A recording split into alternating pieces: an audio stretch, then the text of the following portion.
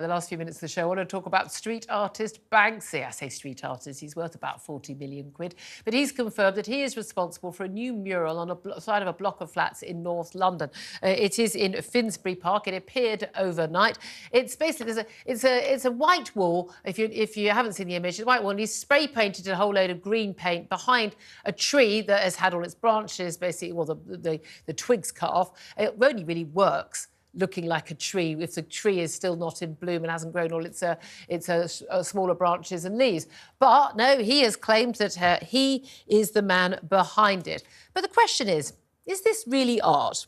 Or is he just a vandal, actually just using graffiti? Because I'm not sure I'd want this on the side of my home. Joining me right now to discuss this is art critic Estelle Lovatt. Good afternoon to you, Estelle.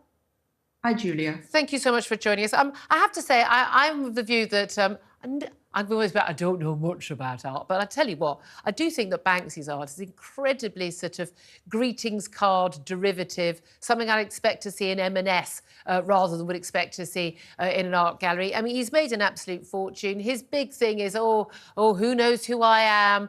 I'm not sure that not knowing for sure who Banksy is and his artwork appearing in the street makes it good art. Isn't just spray painting the side of someone else's property just a criminal act of graffiti? Well, let me address three things that you've mentioned there, which are really interesting. First of all, you said in your intro that you wouldn't necessarily really want it on the side of your house. I'd have it on the side of my house because it would put the price of my house up by a couple of $100,000. Then you were saying about a greeting card. There's nothing wrong with making an honest living through selling greeting cards. No, I agree with that. But people who do that aren't fated as great artists, which he is. Well, yeah, and let's have a look at why. Why is he painting or stenciling on walls? That's not a new art activity. That goes right back to cave art, right? And cave painting, even on the inscriptions inside the pyramids of Egypt, right through to today. But is graffiti an act of vandalism? It is very complex because it depends on the location, the quality of the artwork and the message, and also the right for the artist to have freedom of expression. Personally, and I'd like to talk to you about what his message is in this piece of the trees. Personally, I would rather have him bringing the community together through art, which in essence is what a Lowry painting does, you know, when he's painting loads of people in by the factory standing outside with a cap and their whippet talking.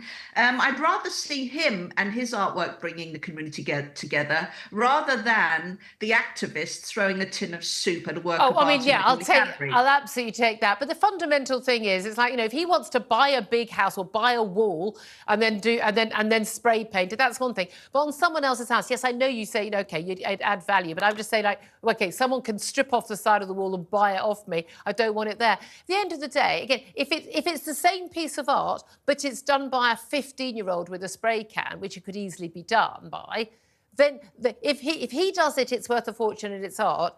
And if a 15-year-old does it, you know, while, you know, bunking off school, then it's just graffiti and they'd be punished for it. I don't see why, just because he's a very rich, successful artist, he gets the right to deface buildings, but no one else does. If that was my building, I'd have him prosecuted.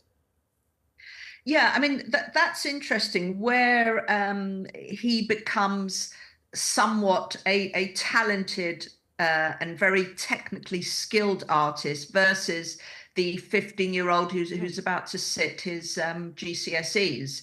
And don't forget, you know, talking of which, Damien Hirst didn't get a good grade in his art school exams, but well, you know, what is the message behind this piece? First of all, we've got this glorious English lush countryside green, which happens to also be the colour of green that Islington Council use. There's a nod to St Patrick's Day. She's holding a pressure spray. So it makes it relevant today, because nowadays, what do we talk about? The must-have accessories, a pressure spray, a coffee machine and an air fryer, right? So it dates it to today.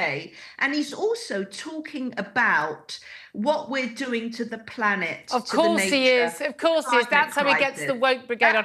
I think it's just really, I don't even like the shade of green. I think it's really ugly. I would spray paint it off today if it was up to me. I'm going to have to leave it there. It's such a pleasure having you on the show. Estelle Lovatt, do come back again. Thank you so much.